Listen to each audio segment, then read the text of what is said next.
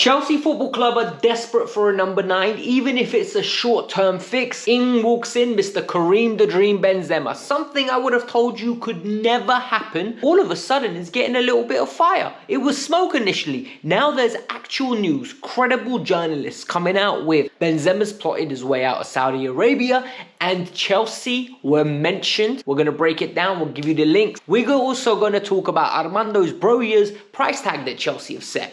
A lot of people are saying 50 million is too much. I'm going to explain to you why it's a fair evaluation and why Chelsea have every right to ask for it. Yes, a fair evaluation. And finally, whilst Levi Colwill has signed a 7-year deal, reports are coming out that Liverpool are sniffing around the player and will do whatever it takes to encourage the player to look at them in the summer. I'm going to explain to you why Chelsea need to be very careful of this situation and why I wouldn't be surprised if Levi Colwill potentially could leave in the summer. Let's get into it. Welcome to the Kavkas View. So before we get started, I need a massive favor from every single one of you. We're aiming for 750 likes. Can you hit that like button?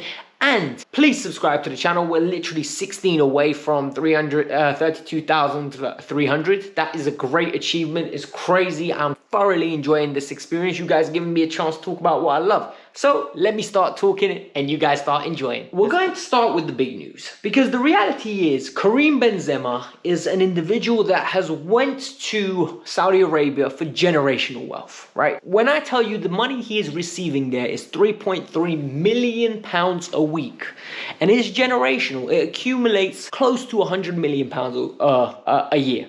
That is blasphemous to achieve through football. Like, think about how life-changing that money could be for people. But you know what, Kareem? Bro, enjoy your money. You deserve every penny purely based on the fact how good you've been in football, how much of an impact you left, and the legacy that you will have for years to come. Your generational talent.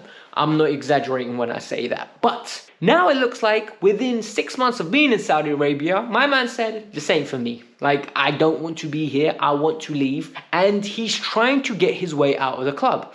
Initially, Chelsea were linked by Matt Law, and I said, this is nonsense. Chelsea can't afford the wages. I don't know what's going on. Now, Julien Laurent is coming out. Julien Laurent came out for ESPN and viciously said, look, the player wants to go. He is looking for ways out. And Chelsea, amongst others, are looking at the player fully interested. Chelsea were name dropped. They weren't just said English clubs. It said Chelsea. Like, that is phenomenal news for us. Then Felix from, I think it's Marca's newspaper, came out with a very interesting article. He said Real Madrid's not in the race. They do not want him back. They have moved on and they believe that this is not the right time to bring Kareem Benzema back. They love him, but they're not going to do it. So now I'm going to give you my perspective. Is this deal going to happen?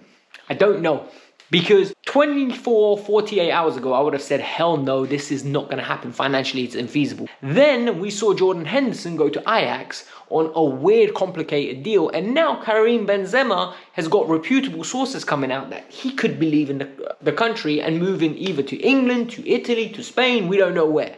This is a very complicated situation. This is not only football related. The Saudi government will have an influence on this because they are part of the reasons how he's got signed. They will decide whether they want to take the hit in the flagship player, deciding after 6 months he wants to leave. He signed the contract and I understand, look, we're all humans, right? You sign a deal sometimes and you're like, rah, this was a mistake. I need to go home. I'm sorry. And maybe he's just not enjoying his life. It's a mistake. We all make mistakes. But in this case, I don't know how he gets out of this one because this is very expensive. Would I take him at Chelsea? 100%. Guys, this is what we need. I'm not saying he's the solution for the long term because he's not. He's the solution for 6 months.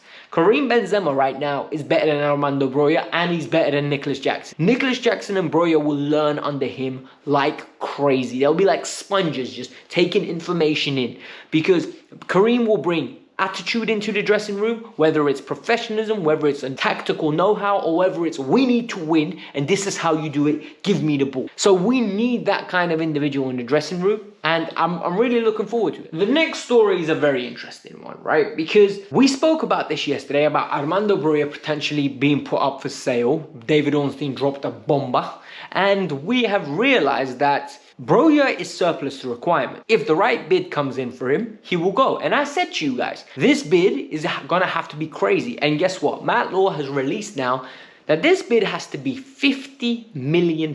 That's what Chelsea are asking for. And a lot of people got offended by that. They're like, well, hold on, what do you mean £50 million? Yes, £50 million for Armando Broja. Because let me give you some logic.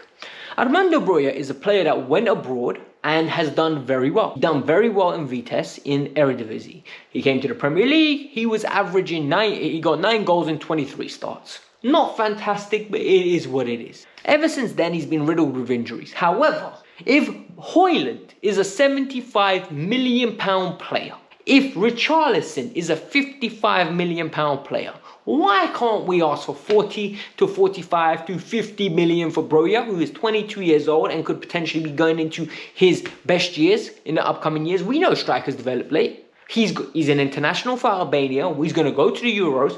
What I would do if I was Chelsea is, I would loan him, no option. There is no option. You can take him on loan. Let him play. Let him recover from this ACL. Let him go to the Euros in the summer. Let him smash it. And when he smashes it, there's going to be a bunch of clubs suckered into paying 50 million, 55 million, 60 million into this player. Do I think Broja is the long-term solution for Chelsea? Hell no. But do I think Broja is worth 30 million? More than worth 30 million pounds. We can't be giving away pure profit talent. Like, one thing this board has done has proved to me they know how to sell players. Think about it. Kai Havertz, 70 million euros. Mason Mount, 60 million euros. They know how to sell players. Pulisic went for good money. Ruben Loftus-Cheek went for decent money. Koulibaly, Mendy, all went for good money. Kovacic, 30 million pounds. Look at Kovacic now. He looks like he's struggling in Manchester City. And the reality is, we need to understand what Chelsea are doing. They're preparing for life after Broja.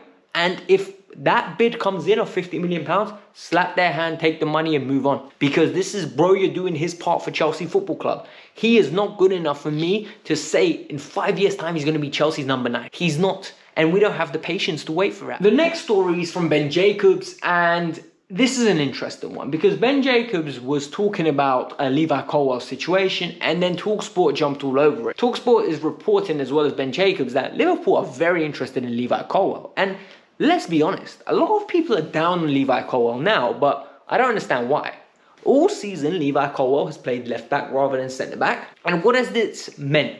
It meant that this gentleman has really been underutilised. He is a phenomenal left centre-back. He comes out with the ball, he carries it well, his passing range is phenomenal. When the pitch is open, he can play it into the channels, very nicely weighted. He can play short, he can encourage players to come and then break the press with his passing. He is a very good player. Yet Pochettino, due to necessity and sometimes stubbornness, has decided to play him at left back, which in the long run has done more damage than good. There are reports coming out that Levi Colwill has been very frustrated with his utilization. There's reports coming out that the club is frustrated with the way Levi Colwill is being utilized. And now there are reports coming out that Liverpool are sniffing around the player again. Look, for Liverpool to acquire his services, we know he's going to cost around about 70, 80, maybe even 90 million pounds. He signed a long-term deal with Chelsea. He's been their captain.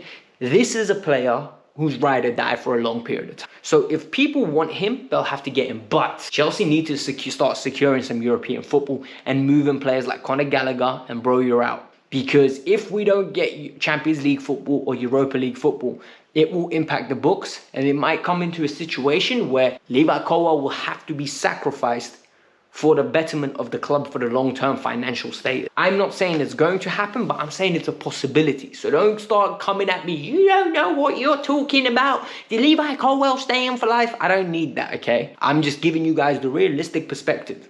So hit the like button, subscribe to the channel. I hope you lot enjoyed what you watched today. There's been literally minimal news on Chelsea buying any players. So it is what it is. Hit the like button. Peace out. I'm out. Bye.